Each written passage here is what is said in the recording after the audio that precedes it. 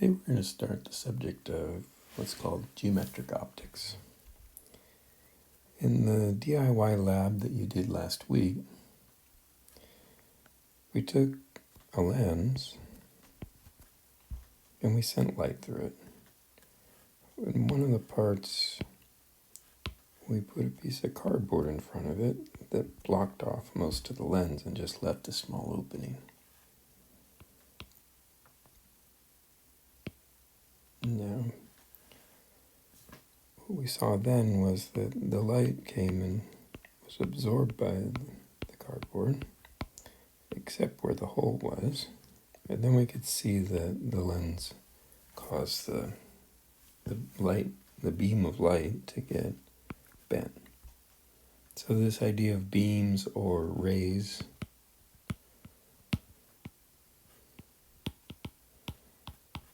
is the subject of geometric optics. Now, the issue is this: how does this fit with our description of light as an electromagnetic wave? Okay, so let's think about a wave hitting a barrier. So you can see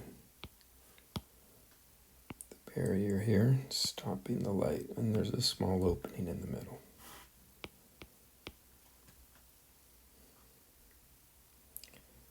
The wave passes through the opening and is blocked by the rest of it.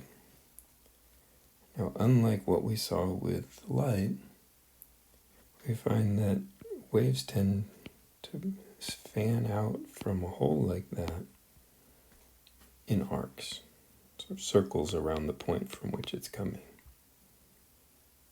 You may have seen something like this if you sometimes around rocks out in the ocean. Now, I've chosen the size of this opening so that the size of the opening is actually equal to the wavelength of the wave. Okay, so it's not acting like a ray. If we think about first off, the beams of light coming down like this, they get stopped, but the one that hits here doesn't just continue, it gets bent and spread out. Now, look at this again, but without the animation to make it easier. So the same thing, you see it, the opening here, and the light spreading out. Now I'm going to do the same thing again, here at the same configuration, but in this one here,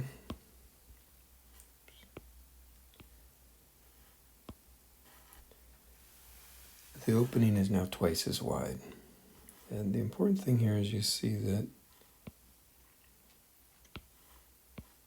there seems to be more of the light going forward and less of it out on the sides. And if we make the opening even wider, that effect seems to be getting exaggerated. If you make it even wider here, now it's 10 times the width of the opening is 10 times the wavelength.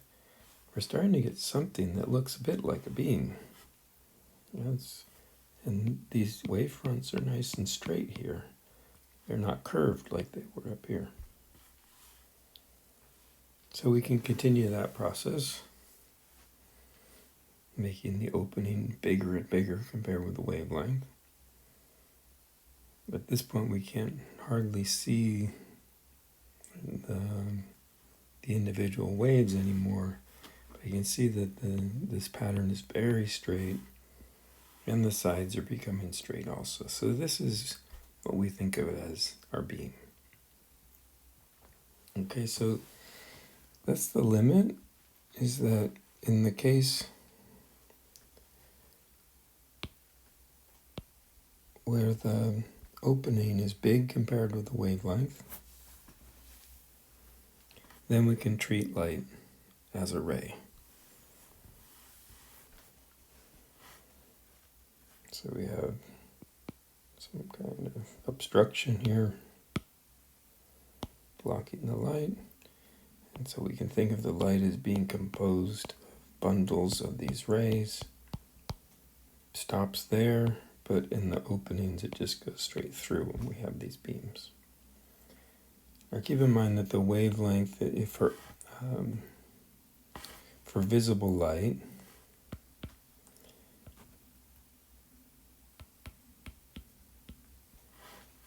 it's hopeless.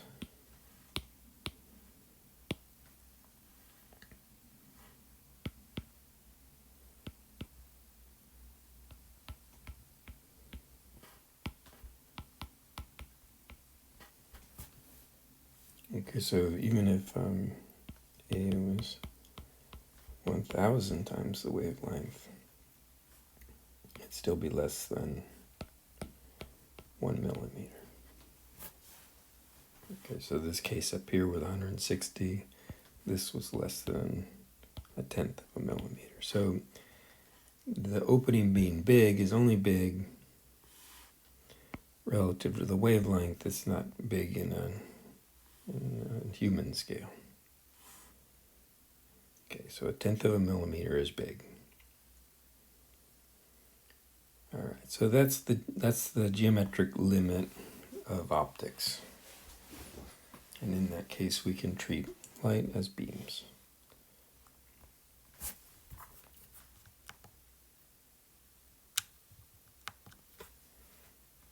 Okay.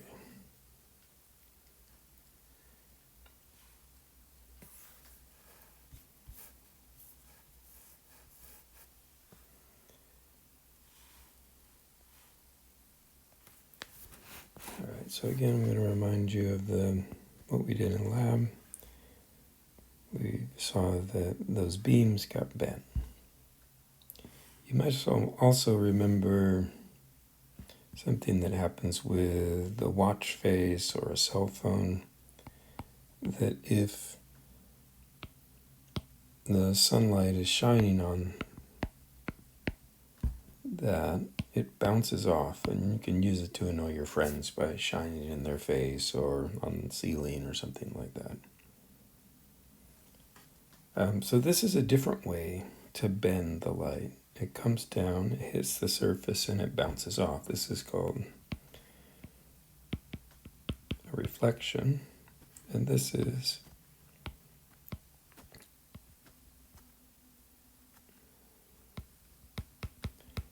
called refraction.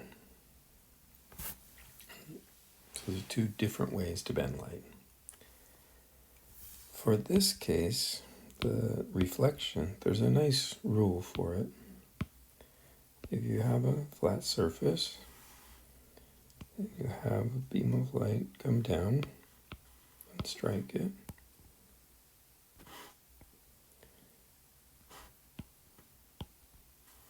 The reflection is such that if you take the normal to the surface,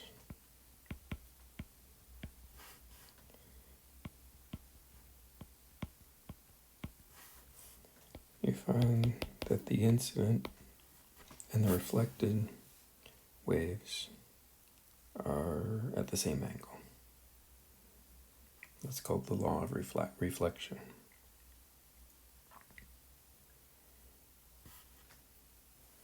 So if we imagine we have an object over here that's emitting light, and it hits something reflective like a mirror, the light will bounce off. Now the nice thing is, if you think about that law of reflection, there's a nice easy way to draw the direction that they go off. If you kind of imagine just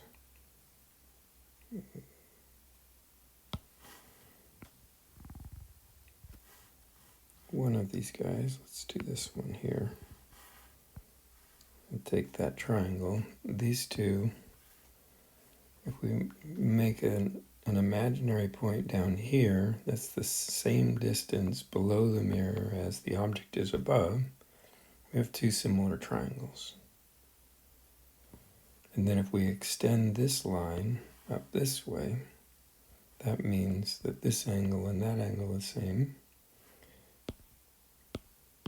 which also means it's the same as that angle, and that accomplishes what we wanted. Okay, so this is a trick to make this drawing easier. So you put your object there, you make a copy of it over here, and then you just draw these rays so that they go away from the point of collision with the mirror. They go out from this point here. Okay, so it's a nice trick. But it also is more than a trick because it tells us something.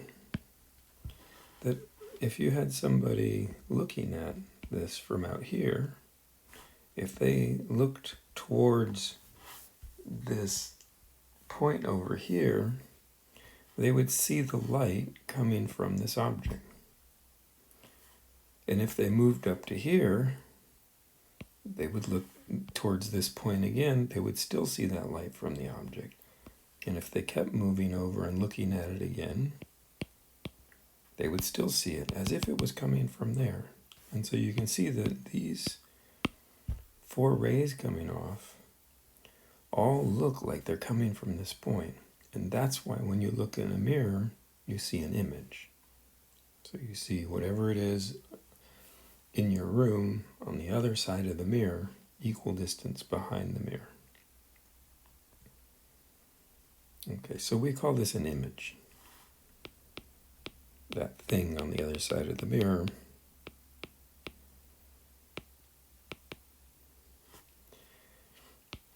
that looks like the thing on your side of the mirror.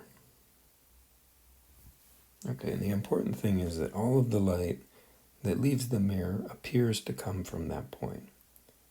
There's a lot of magic trick that's based on this. You can fool our brain and our eyes into thinking the thing is really there, even though it's not. Okay, now let's look at the other way of bending light. So there's a demonstration. We have a cup of water. You can't actually see the bottom of the cup. Sorry, you have an empty cup. And without the water, you can't see the bottom of the cup, but when you put the water in there, you can see. So there's a little smiley face painted on the bottom of the cup. Okay, so the camera isn't moving here. So when there's no water, you can't see the smiley face, but when you have the water, you can. So this is another way to see a changing in the direction of light. So this is refraction, the same thing that the lens was doing. Let's make a diagram of this.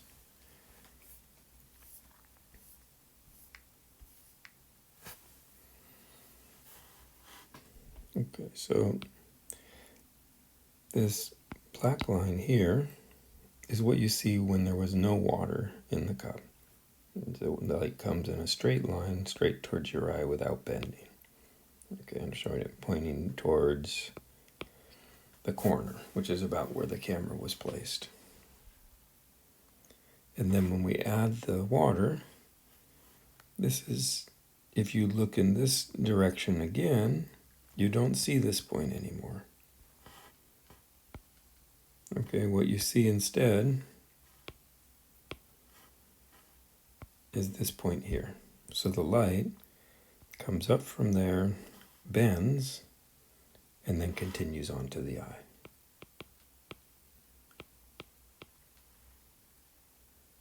Okay.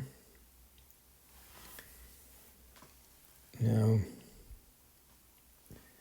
the cause of this is really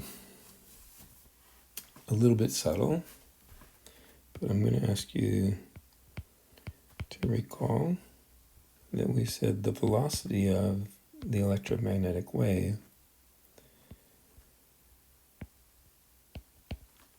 was 1 over mu naught epsilon naught. Now, that was actually only true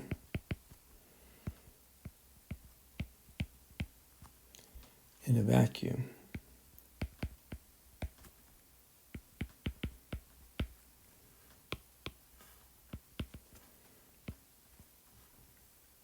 Okay, so in that case, the velocity which we call the speed of light. Now it ends up the speed of light is only the speed of light in a vacuum. But of course, light can travel through more than a vacuum, and quite often we notice it in air, for example. But the speed isn't quite the speed of light. It's a little bit less. We often will ignore the fact that this 3 is not a 0. Okay, so it's the speed of light in air is a little bit less. In water, it's actually quite a bit less. Okay, so you take the speed of light and you divide by 1.333. Okay, and so one way to think about, and this is actually mathematically true, is that this orange path here that the light takes, going from that part on the smiley face to your eye, is actually the path that takes the least amount of time. So it's the shortest path in some sense, even though it's not a straight line. Okay, and it wants to get out of the water and then bend because it's faster in the air than it is in the water. Sort of like if you're at the beach and you're trying to get something in the water, but you're over here, you wouldn't go in a straight line. That wouldn't be the quickest way to get there because we're land animals. So you would go to the edge of the water and then go towards the object. Okay, so we're not going to worry about that too much, but you can think of this law of refraction as being a result of trying to minimize the time it takes for the light to get from the source to your eye. All right, so we define something called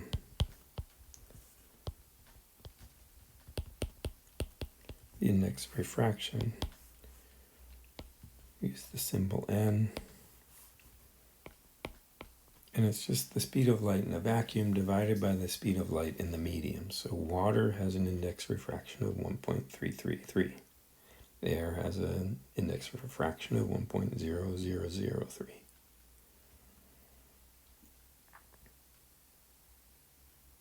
Okay, so a couple of other things. Ice, 1.31, it's a little different than liquid water. Glass, on the order of 1.5, diamond, 2.4. So every different transparent material will have a different index of refraction.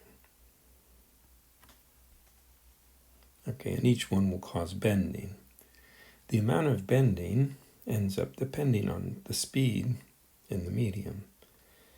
So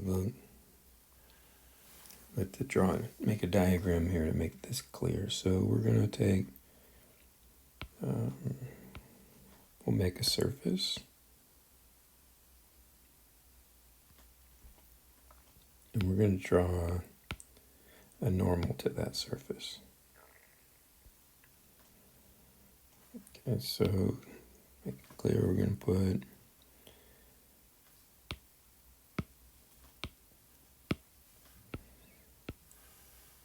some kind of medium here. Glass, water, oil, diamond, something. And some other medium on the upper part.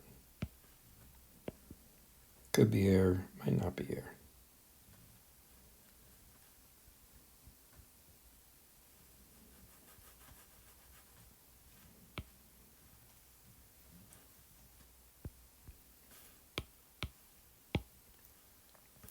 Okay, but this will have some index of refraction. We'll call it the incident one. And this will have a different one, the transmitted one. All right, so then we take beams of light coming in from here. And of course, at any of these interfaces, there will also be a reflection, but there'll also be refraction.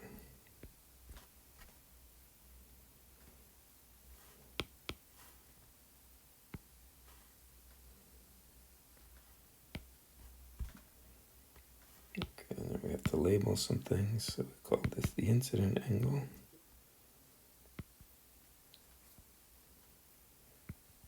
This is the reflected angle, and this is the transmitted angle. And Snell's law says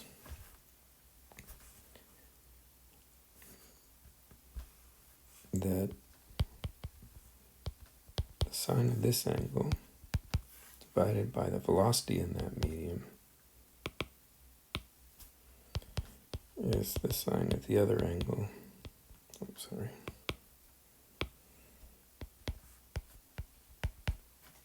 Okay. More often it's written in terms of the index of refraction. This law was discovered observationally before they knew that it was the speed that was causing this. So this is the most common way to see Snell's law written.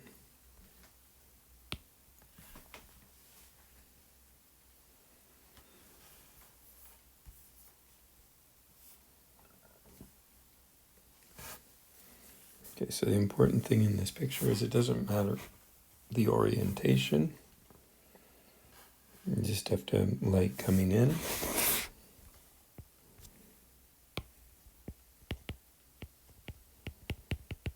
And it splits into two beams.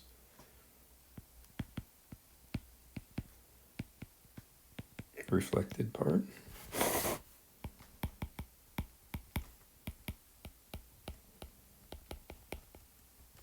And the transmitted part. So this will happen anytime you have an interface between two mediums with the different index refraction.